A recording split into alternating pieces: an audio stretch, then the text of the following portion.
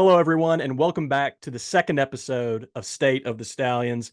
First of all, just want to say thank you so much to everyone who watched or listened the first episode with General Manager Zach Potter.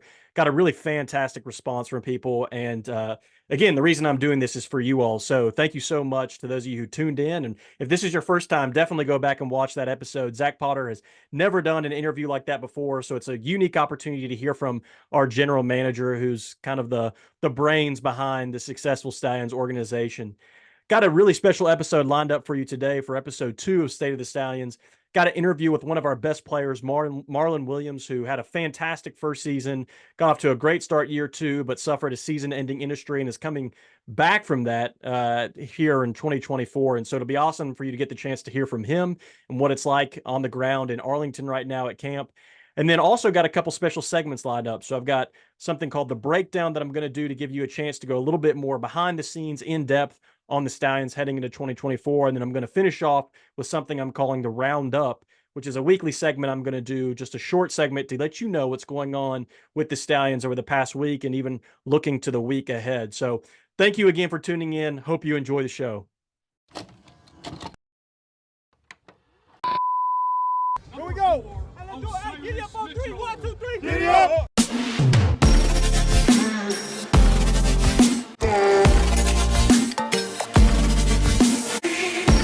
You can feel the buzz when you're around this city. People have fallen in love with the Birmingham Stallions.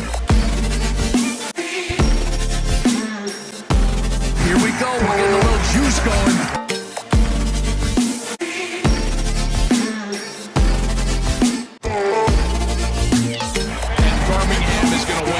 USFL championship.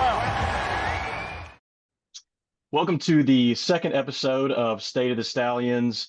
Hope you enjoyed the first one with our guests, General Manager Zach Potter. But today we got a player on, and that player is a fan favorite, Marlon Williams. Marlon, it's great to see you, man. How you doing?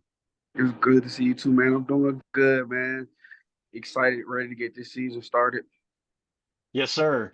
Lots of people obviously know your name, but not everyone might know your story. And you're actually a local product, a local talent. So, you are from what we affectionately call LA, Lower Alabama, not Hollywood LA, but a different LA. And Right. you grew up, you played at McGill-Toolen High School down there, kind of a football powerhouse in the lower part of the state. So I was curious, before we talk about your professional career and all that kind of good stuff, if you could talk a little bit about what it was like, growing up in Alabama, how football was kind of a part of your life and your upbringing, and how that's just kind of made you into the player that you are today.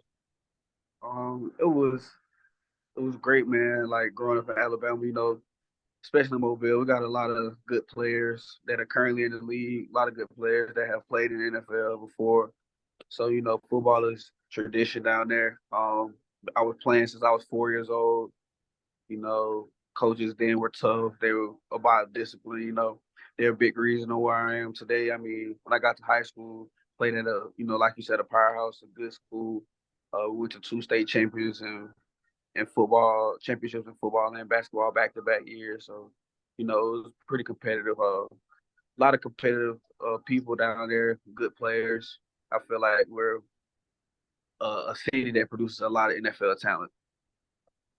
Yeah, absolutely. I mean, it would be interesting to go through, just off the top of my head, you start thinking about guys like AJ McCarron and Brandon Silvers. I mean, those are just some of the quarterbacks I know off the top of my head, but it'd be interesting to go through and list all the guys from that area, not only in the UFL, but also in the NFL and success in other parts of the leagues. And if I remember correctly, you all won one of those state championships. Is that right? Yeah, we did. We won my junior year.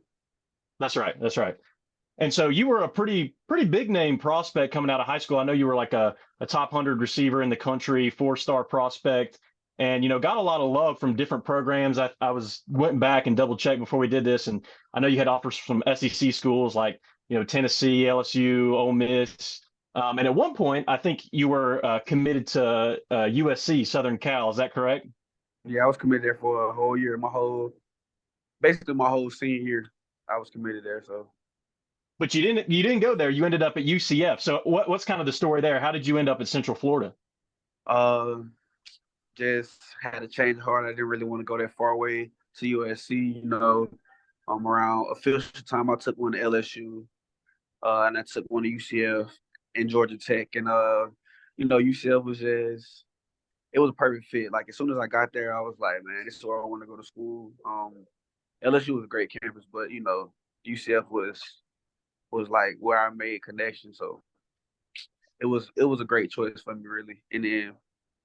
Yeah, absolutely. And you had a lot of success there. I mean, I don't know if our Alabama and Auburn fans who watch this want me to bring this up, but in 2017, you all were national champions your first year on the team, and I mean, you had some playing time, a good bit of playing time throughout that year. So, what was that first year like? On that undefeated run and that national champion team. Man, my freshman year was probably my best year in college. That was probably the funniest year I had playing football. We were a very tight team, very close team. Coming in as a freshman, like that was my big thing. I wanted to play as a freshman. I wanted to play every game, and I accomplished that. We played in some real big games that year. Had a lot of guys on that team go to the NFL. A lot of guys, got two of my teammates on my team right now. So, we were really, really talented that year. Yeah, actually, I'm glad you brought that up because I was going to mention that. So you've got I was doing kind of the math the other day, and on the Stallions roster, we've got the most players from one college. There's 3 colleges, so we've got 3 guys Right. from Alabama, 3 guys from Louisiana Tech, which makes sense, and then we got 3 guys from UCF. So Right. you, Cole Schneider, who was on the team last year and who's back after spending some time with the Packers. And then we also picked up Neville Clark, who people might remember the name because he was with the Breakers for the last couple of years and was a really solid DB there. So, I'm curious to hear what it's been like to kind of reconnect with some of those guys at the professional level, and anything you could say about kind of your experience at UCF and the culture there, and how that's translated to so many different guys getting these opportunities at a professional level. Right.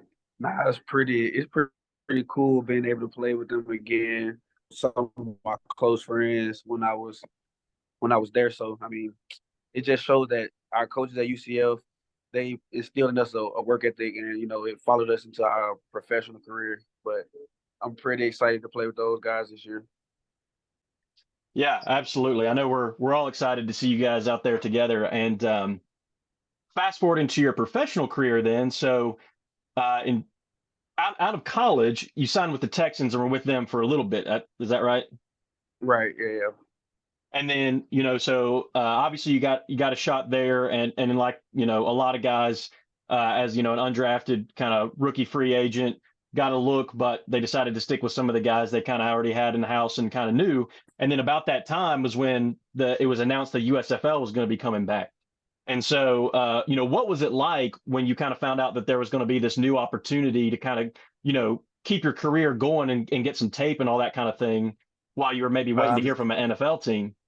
It was like it was a when I found out. I mean, like I really didn't know what it was. I mean, my agent was saying like, it's this new league coming up. I had a workout for a possibility to get a futures contract with the Texans again, like right before the season started. And the first draft, I put my name in it. I guess my agent put my name in it, and I didn't get a call. I mean, I had talked to the receiver coach for us prior to that draft. He was just telling me he was gonna take me. So then they had the second draft, and they ended up picking me up. And I had just literally finished the workout with the Texans. I was on the plane back home. As soon as I got off the plane, I was texting the coach or whatever. He told me to call him. He told me they had picked me up and stuff like that. So it was pretty cool, man. I was really excited because I got to play, got to show that I was still able to play. I had the ability to play in the NFL, and that first year I did really well. The second year, last year, didn't really go too well. I mean, I was doing pretty good before I got hurt, but it was pretty disappointing getting hurt that first game. Yeah, yeah.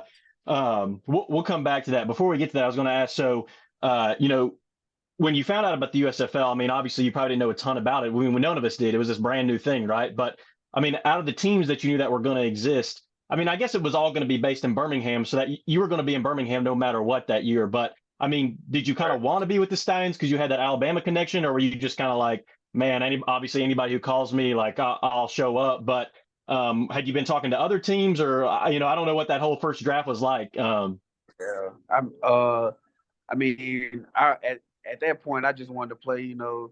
I really, Yeah. I really didn't care. I mean, it was a bonus, I guess, that Birmingham wanted me, and that was the only team I really had talked to. So when they called and said they was going to take me, I was ready to go. Yeah.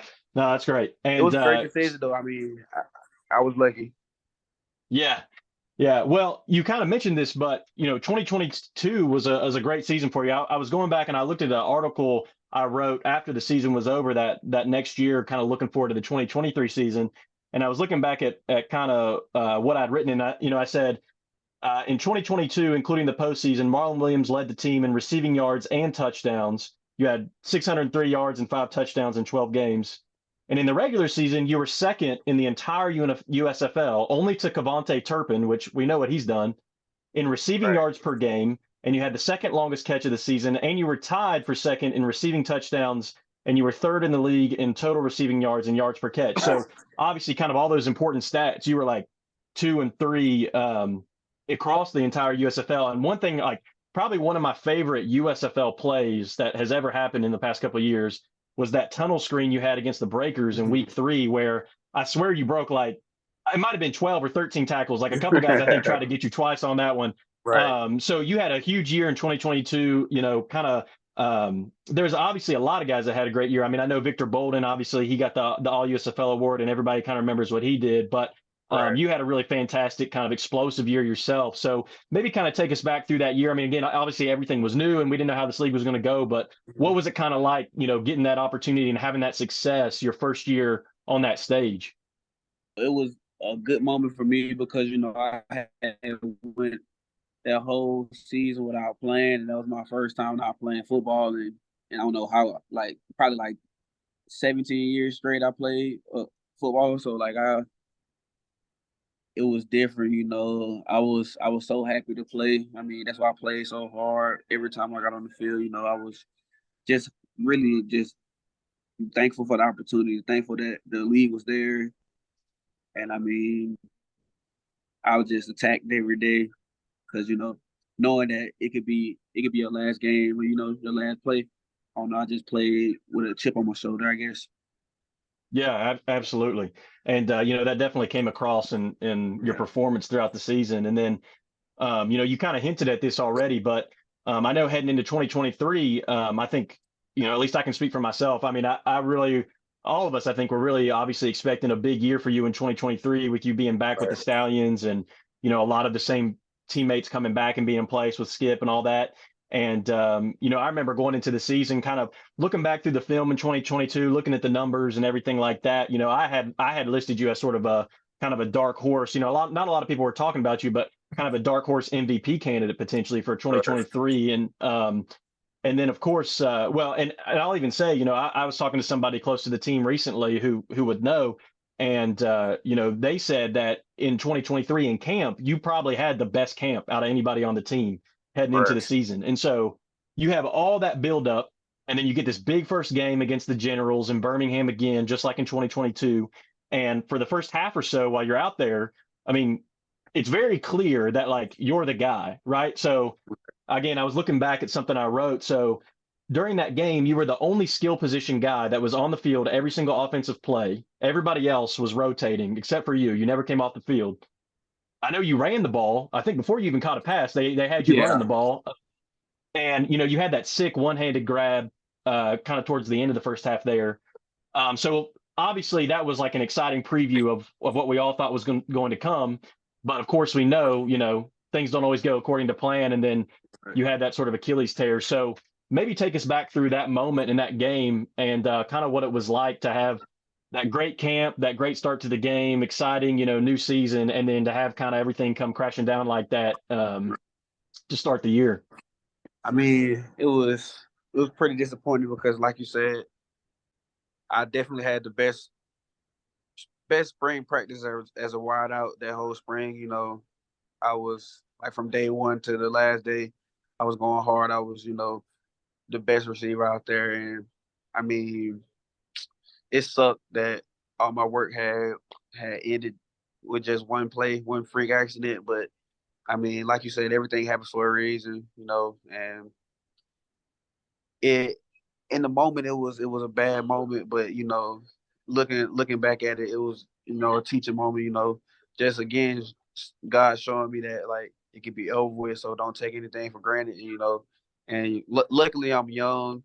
I'm young and I can come back from this injury.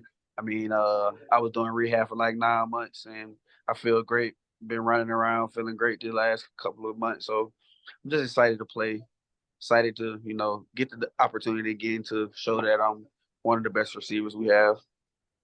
Yeah, absolutely. Well, let's maybe, we can hit on that real quick. So, 2024, you're healthy, you're ready, you got another opportunity, new season, new league, some new teams, all that kind of good stuff. Do you have any kind of, how are you feeling heading into this kind of whole new experiment with UFL and any sort of, I guess, kind of individual goals or team goals or things you're really looking forward to with kind of all the newness that's taking place with the UFL? Right. I mean, I'm excited for the opportunity. I think the UFL is great for spring football. You know, just combining two leagues. There's not a lot. It's not enough talent to spread between two leagues. So I think they did a great job by combining the UFL. I mean, the USFL and the XFL. But I don't know. I'm ready for the opportunity. Like I said, it's amazing opportunity. We got a great team this year. I feel like we brought in some new pieces that will definitely help us be even better than we were last year. I mean, it's going to be a great competition at camp. I expect us to, do like we did the past couple of years, to take a deep run. I mean, but we got to take every game one at a time. We got to, just look at the games that are ahead of us. But I feel like if everybody locks in and bonds as a team and gels well together, I feel like we'll have another successful season. Yeah, absolutely. And maybe if you can, I mean, you can tell us as much as you can, but you're obviously on the ground now in out in Dallas, Texas. It's a little different this year. You're not in Birmingham. So maybe just give us a tiny bit of insight if you can into sort of what this kind of first week of camp, what they've got you doing, kind of what's on the agenda, what's it kind of look like sort of in the Texas hub there. I mean, we just, right now we're just meeting, doing, first day stuff, physical stuff like that. We'll probably get on the field in a couple of days, but right now we're just meeting, just normal football stuff. We're not doing nothing too crazy. Good deal. Good deal. Right. And man, it's been awesome talking to you. I've really enjoyed it. We certainly appreciate, having one of our own on the team and a man with your kind of championship pedigree, high school championship, national college championship, now USFL champion, hopefully UFL champion next. Before I let you go, I got one last question for you. So this is one I like to kind of ask guests when they come on the pod. And, you grew up in Alabama, you're from Alabama. So I know good food and, you spent the last couple of years in Birmingham, especially during the USFL season. So I'm curious, Right. got maybe one or two kind of favorite spots in Birmingham, maybe people haven't tried yet, need to try out, or maybe people coming from some of these XFL teams like Arlington, San Antonio, St. Louis, coming to Birmingham for the first time. What are the places that you say they got to hit up? Definitely Sharks is a wing place. Oh yeah. I like Sharks chicken wings, 10-piece, do you real well. And I say Yo Mama's is downtown. Real good food, real good Southern food. Yeah, she'll take care of you when you show up too. Yeah, Yo Mama's is where it's at. If you go there, you gotta check the hours because sometimes the hours can be a little funky. They're usually open for lunch and that kind of thing. So plan ahead if you plan to go there. But in terms of soul food, yeah, you can't beat Yo Mama's. So well, Marlon, I appreciate you taking the time to do this. I mean, I know you're on the ground in Dallas, locked in, getting ready for the season, and so certainly didn't have to do it. But I appreciate you being willing to take the time to make it happen. And just know that we're looking forward to the season. Excited to see you back out there, healthy, and see what you can do with a full season under your belt. And certainly we'll be cheering for you throughout the year. I appreciate you for having me on, man. Can't wait to show the Night Nation not Night Nation. I'm tripping, but you know, I'm still Hey, thinking you can I'm in show. college. Hey, But man, I nah, know, I know the Golden Knights. They still be following you and cheering for you. So you got to show look, them you still got it too. actually, I do. You know, I'm so colleged out, man. That was the best time of my life. You know, I'm so used to saying Night Nation, but I'm definitely can't wait to see the Stallion fans in the stadium. You know, Yes, do sir. our thing, especially with home games. I can't wait to come back and play there. I know. I mean, Hey, well, that first game, I was doing so well, so I can't wait. I can't wait to show them what I've been working on. yeah, man, we're excited to see you back in Protective, and I know some of us will be out here in Arlington for that first game against the Mhm. Renegades, so that'll be fun too. And I say I'll put a plug in now while we got you. So people down in Mobile, obviously it's not that long of a drive to come up to Birmingham. You got to come represent the Yellow Jackets and support your guy, and then. Hey, even out in Orlando, they had an XFL team before the Guardians, and unfortunately, they're not still around. But if you're looking for a team out in Orlando, we got 3 nights on the Stallions, so it might be time to join the Stallions Nation and maybe make a trip up to Birmingham and support the Golden Knights that are now playing in the red and gold. Yes, sir. Yes, sir. Definitely. I know they're gonna be tuning in. They always show up for us. Absolutely. All right, Marlon, well, it's been fun, man. Rest up, and hope you have a great first week of practice. Yes, sir. Appreciate you, man. Yes, sir. All right, folks. I hope you enjoyed that interview with Marlon Williams. Marlon is an incredible player and an incredible person. So excited that he's back on the team for another year. Again, sad about the circumstances of his injury last year and all that, but it's really awesome to get to have him back. And I'm really excited that he was willing to come on the show and do this. Show him some love because he's in the middle of Arlington right now, in the middle of training camp. He took time out of his day in his hotel room while in Texas, getting ready for the season to talk to me, to share with you all about what's going on with him, with the team, and with the league. And so, really, just so appreciative of him for doing that, and really excited to see what he does this year in the UFL. Up next, we've got a new segment of the show. This isn't a segment I'm going to necessarily do every week, but it's something I'm going to mix in at times. And it's something that's called the breakdown. So it's going to be an opportunity for me to take you more in depth about something about the Stallions. For better or for worse, I spent too much time researching this team, looking into this team, and I want to be able to share that with you all. And so for our very first segment on the breakdown, we're actually going to take a deep dive into the Stallions 2024 coaching staff. So earlier this week, news broke about the exact coaching staffs for each UFL team heading into 2024.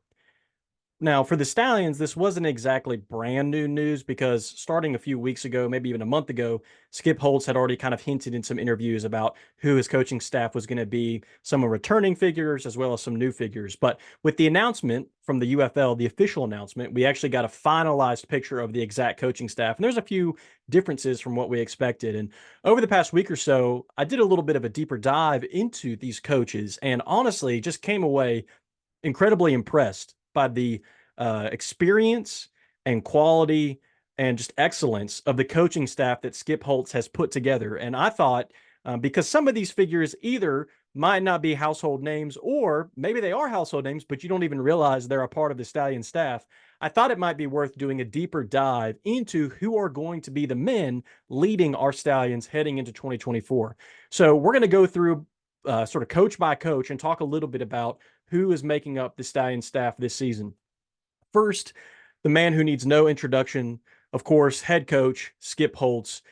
He's not only going to be the head coach, but he's going to continue to also be the offensive coordinator as well as the quarterbacks coach, as he has been for the last 2 years and as he has been for a large part of his career as a coach. This is actually going to be his 38th season coaching. So he's not exactly a rookie at this, right? He's been at it for almost 4 decades now. And 25 of those 38 seasons will have been as a head coach. So the vast majority of them at this point. Now, of course, most of those seasons were at the college level at different schools like ECU, Louisiana Tech, UConn, etc. But he does now have a 21-3 record as a professional head coach. Of course, both of those seasons that he's been a professional head coach have been in the USFL. But over the course of that time, he's had a 21-3 record. And of course, as we all know, has gone undefeated in the playoffs, including 2 championship wins in the USFL over the past 2 seasons. Of course, he was also named the USFL Coach of the Year in 2023 after not winning that award in 2022, but certainly being worthy. But he was recognized last year as the USFL Coach of the Year for his excellence over the past 2 seasons. And he certainly solidified himself as one of, if not the best head coach in spring professional football in America right now. Now, the sort of second man in charge who has been by Holtz's side, and I should say this is again already kind of obvious, but I'll mention this for each coach. But for Holtz, this is his third year with the Stallions, his third consecutive season at the helm for the Stallions. Now, the Holtz's sort of right-hand man who's also been with him for 3 years is a man by the name of John Chavis. Now, some of you all are familiar with John Chavis if you watch SEC football for the past few decades. He is not new to the football scene, to the coaching scene. He will be serving as the Stallions defensive coordinator and linebackers coach, again, as I said, for the third year. But this is his 44th season coaching now. So almost 4.5 decades that he's been at it in this college football and now professional football space. 25 of those 44 seasons he spent as an SEC defensive coordinator at schools like Tennessee, LSU, Arkansas, I think Texas A&M, maybe a few others. He even won the Broyles Award, I think it was in 2011, as the assistant coach of the year in college football. So certainly an incredible coach, a fantastic defensive coach. His nickname is the Chief because he gets stuff done and makes things happen. And he's certainly a leader out there on it for us on the defensive side of the ball. Skip, of course, is sort of a mastermind offensively, but Chavis has been the architect of the Stallions defense over the last couple of years. And as I mentioned, this will be his third consecutive year with the Stallions. So those are the sort of the two leaders on either side of the ball, but we've got some great assistant coaches backing them up. The first one that needs to be mentioned is Philip Montgomery. Now, this should be a name that's familiar to some of you, especially those of you who are maybe Auburn fans, because as I'll talk about more in a second, Montgomery was most recently with Auburn. But let me give you a little bit of background on him before we talk about that. Montgomery is going to serve this year as the co-offensive coordinator along with Skip Holtz, as well as the running backs and tight ends coach. This is actually going to be his 31st season coaching. So again, not new to the scene, over 3 decades of experience. Now, of those 31 years, 8 of them, he was actually a college head coach at Tulsa. And so very experienced coach, again, not only as assistant, but even as a head coach, almost 10 years, almost a decade as a head coach in college football. And 4 of those other seasons that he wasn't a head coach, he was actually a Power 5 offensive coordinator. 3 of those were at Baylor, and 1 of those was at Auburn, which was actually this past season. Now, I'll go ahead and address the elephant in the room. I think not everyone was necessarily entirely pleased with how Auburn's offense performed last year. And obviously, Montgomery and Auburn decided to part ways after just 1 year. So that being said, some people out there maybe have some reservations about this hire, but I want to just go ahead and put those to rest and say that for an assistant coach on a spring football staff, I think this is an incredible hire. I think this is a complete steal. This is a man with, again, almost a decade of college head coaching experience. While he was at Tulsa as a head coach, they had a top 20 offense in the nation multiple seasons. Again, he's been an offensive coordinator at the Power 5 level for 4 different years, in addition to his time as a head coach. So clearly the man knows ball, okay? There's no question about his credentials, about what he brings to the table. And for us to add him to our staff, just as an assistant coach, as the co-offensive coordinator, and then to coach running backs and tight ends and be another sort of mind in the room along with Skip Holtz, who's also sort of an offensive mastermind himself, I think was a huge steal for Skip Holtz. And I'm thrilled to have Montgomery on our staff. And I think it's only going to lead to great things for us heading into this season. Of course, as I alluded to, this is going to be his first year with the Stallions, his first year in professional football, and his first year sort of in this spring football space. So I'm really excited to see what he brings to the table and how he improves the Stallions in 2024. In addition to Montgomery on the offensive side of the ball, we have Mike Jones, who has just an incredible story. He's going to be coaching wide receivers for us, and as I'll mention again at the end of this, he'll be with the Stallions for his 3rd consecutive year. But this is actually his 22nd season coaching. So again, over 2 decades of experience. He actually spent early on in his coaching career 9 seasons in NFL Europe. So, not exactly a predecessor, I guess you could say, to the UFL, but sort of a predecessor in spirit, right? What was often sometimes, I don't always love this term, but what is sometimes referred to as an alternative football league to the NFL, something that kind of formed out of the World Football League. Spent 9 seasons over there. And actually, of those 9 seasons, 4 of them, he was a head coach. And he was incredibly successful, both as an assistant and as a head coach. Of his 9 seasons in Europe, 7 of them, he went to the World Bowl, which is sort of the equivalent to the Super Bowl in NFL Europe. So 7 out of 9 years, he was playing in the championship. And of those 7, 3 were when he was a head coach. So again, 3 out of the 4 years he was a head coach, he led his team to the championship. So an incredible head coach. Again, a guy that's more than qualified and more than capable of being a head coach at this level, but he's just serving as an assistant on our staff. And that, again, is a testament to the staff that Skip Holtz has put together. Of those 7 World Bowl appearances that he made, 3 of them led to a championship, 2 of which while he was an assistant coach, and 1 of which while he was a head coach. So 3 World Bowl appearances as a head coach out of his 4 years as a head coach in NFL Europe, and 1 World Bowl championship. He was even named NFL Europe Coach of the Year in 2006 when he led the Frankfurt Galaxy to that World Bowl championship as the head coach. And this is actually going to be his 3rd consecutive year with the Stallions. So he's been an incredible wide receivers coach for us for the last 2 years. He's helped players like Marlon Williams, who you heard from today, Deion Kane, Victor Bolden, Austin Watkins, who's still with the Browns in the NFL. And we could keep going, but all of those guys have benefited from his tutelage. And we get him for another year, which is really fantastic.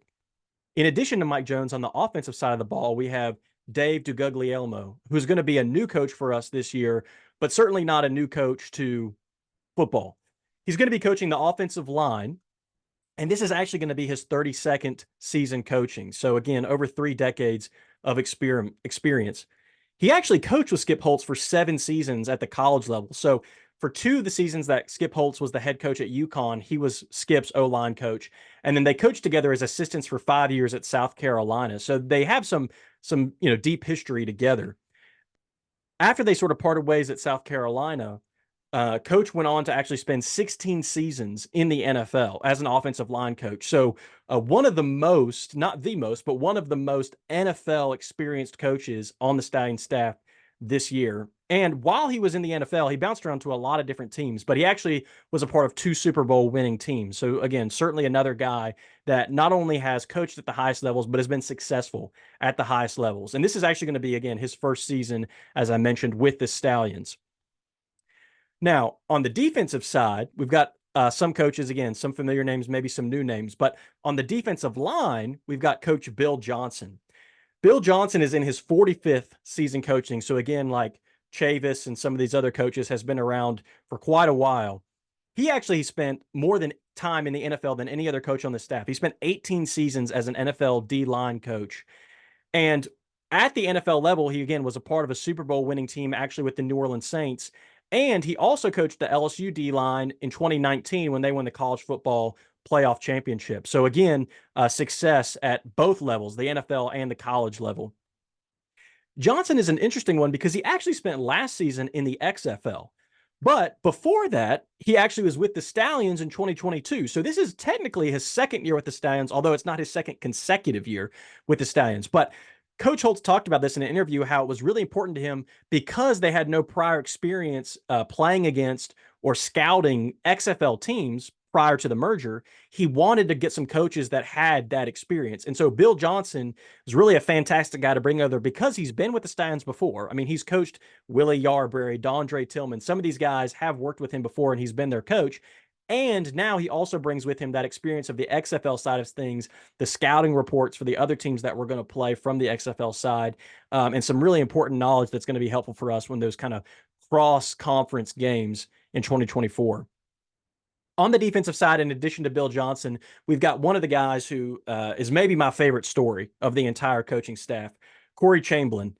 He's going to be our secondary coach this year. And the awesome thing about Coach Chamberlain, is that he is actually from Birmingham, Alabama. He graduated from Inslee High School. He's an Alabama guy. And so it's really awesome to have him represent our city, our team, our state as part of our coaching staff. Now, this is going to be his 16th season coaching, which is funny. He's one of the younger guys on the staff, and he's still pushing his 2nd decade of coaching experience. So that just tells you what kind of veteran leadership we have on the coaching side of things. But he was just an interesting Stallions connection here. He was actually on Coach Mike Jones, our wide receiver coach. He was on Mike Jones's staff when Mike Jones won the World Bowl. So these are actually two guys that worked together to get that World Bowl victory back in 2006. After that, Chamberlain went on to spend a lot of time in the CFL and actually spent 5 seasons as a CFL head coach. And of those 5 seasons that he was in the CFL as a head coach, he actually made it to the Grey Cup and won it once. Now, he also had a couple Grey Cup championships, 2 other additional Grey Cup championships as an assistant coach. So 3 Grey Cup championships in total, 1 as the head coach of the team. I think 1 as a defensive coordinator and 1 as just an assistant defensive coach. But again, success in a different league at the highest level in Canadian football there. When he won the championship, the Grey Cup in Canada, of course, he was named the CFL Coach of the Year. That was back in 2013. And again, like Bill Johnson, he's actually a guy who spent last season in the XFL after spending 2022 with the Stallions.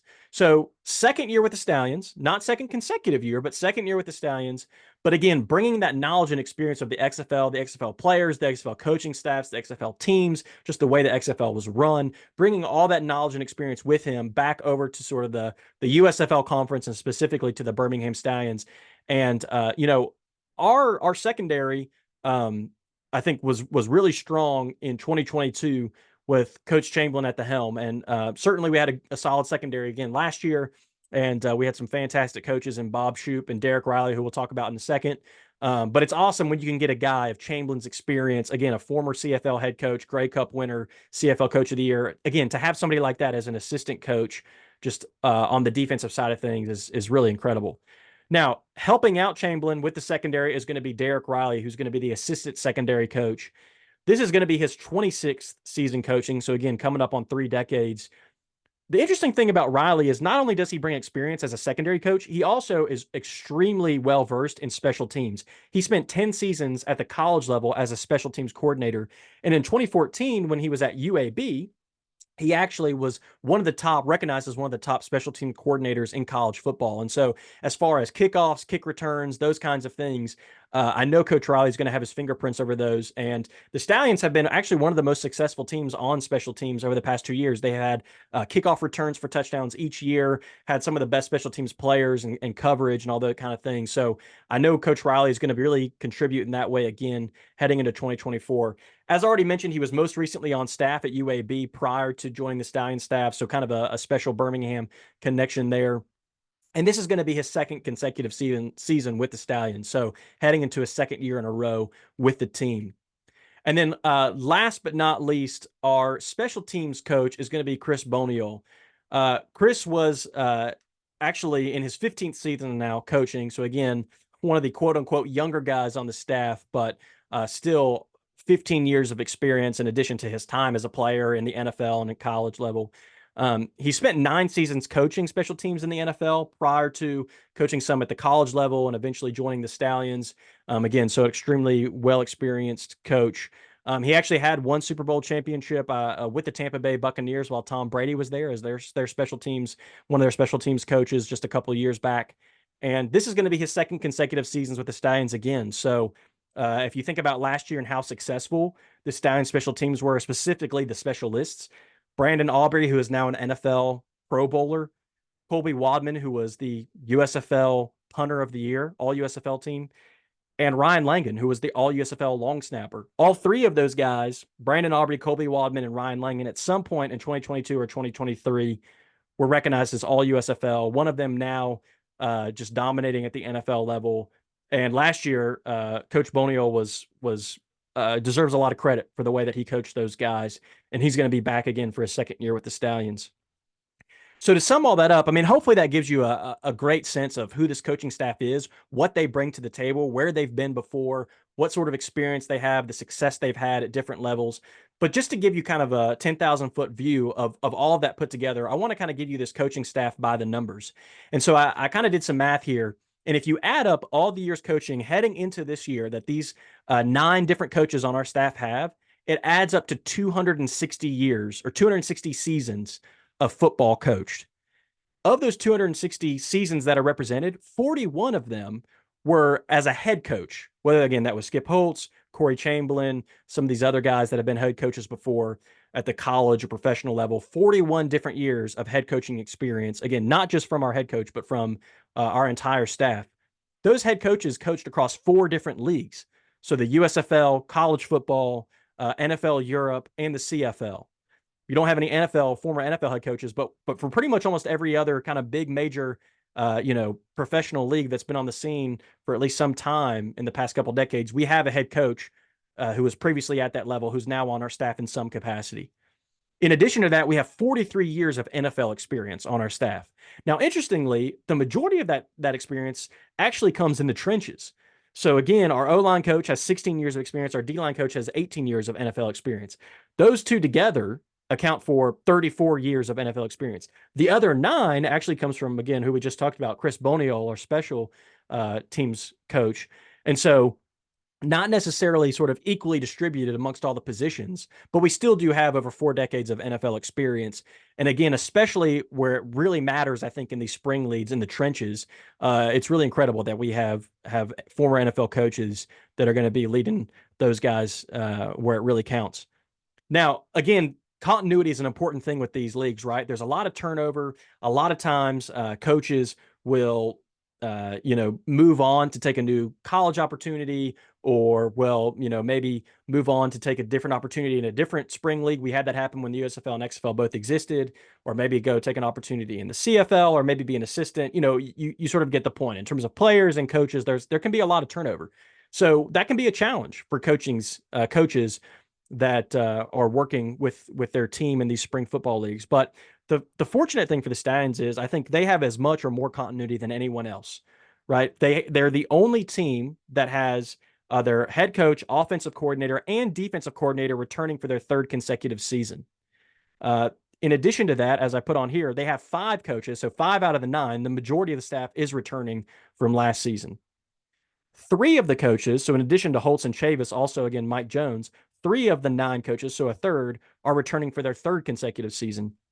We have at least 7 coaches, so 7 out of 9, that this is going to be at least their 2nd year with the Stallions, given the fact that Bill Johnson and Corey Chamberlain are coming back from the XFL. So when it's all said and done, there's really only 2 coaches on our staff that this is going to be their 1st year with the team. And again, both of those coaches are incredible additions with incredible experience at the college and NFL levels that are really going to help out our team in 2024. So, I just want to give kudos to Skip Holtz for the remarkable job he's done assembling this world-class staff for the UFL season in 2024 and for the Birmingham Stallions. And I hope you see how good of hands our players are going to be in heading into 2024.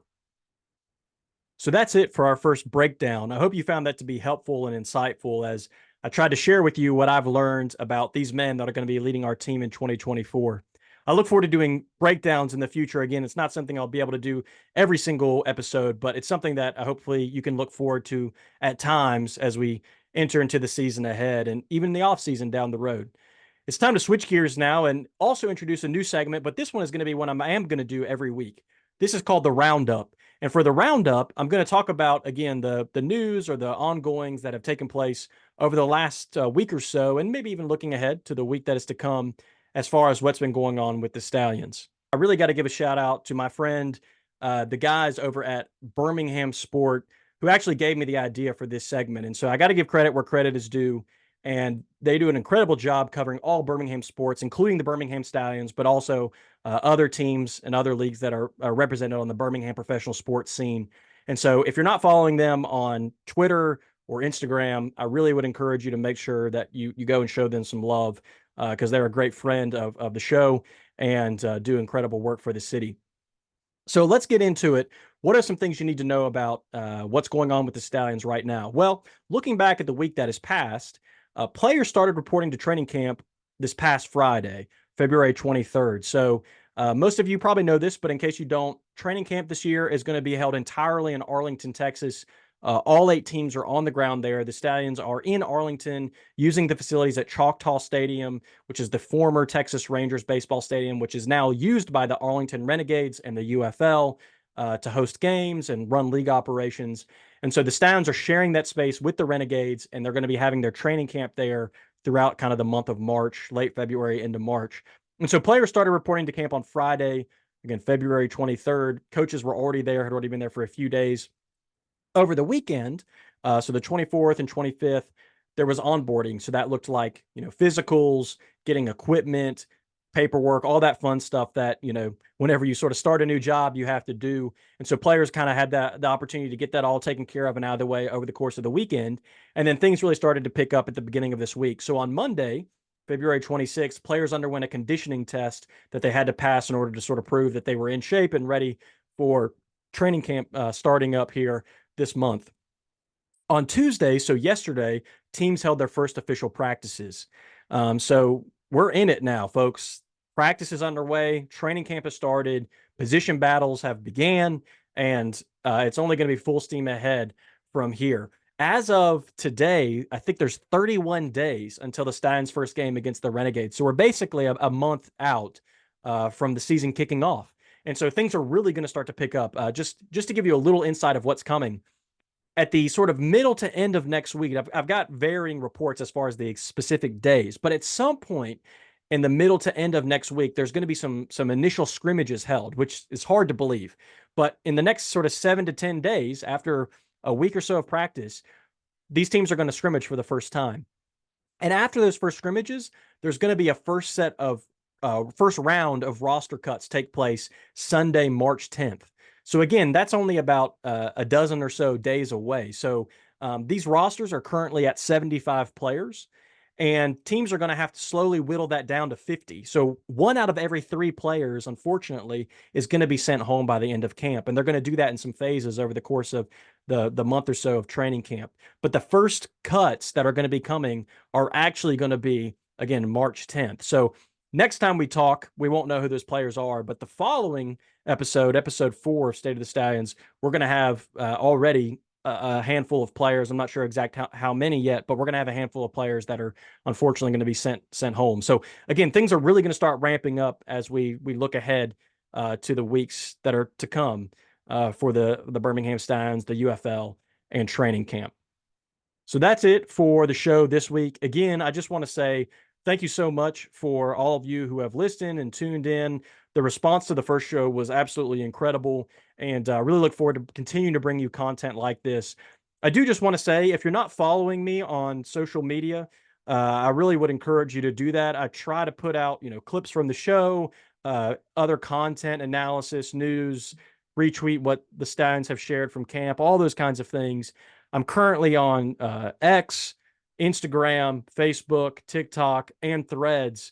So I'd really love it if you'd be willing to follow me on those platforms. You obviously also on YouTube can like and subscribe, or whatever podcast platform you're listening to this on, you're able to subscribe or follow the show on there. That would be great as well. Just so that way, when I've released new content. Going to try and keep putting these out every Wednesday, but would love for you to be able to follow along throughout the week as I share more information about the Stallions. And so again, thank you all for listening. Hope you've enjoyed. Look forward to seeing you next week.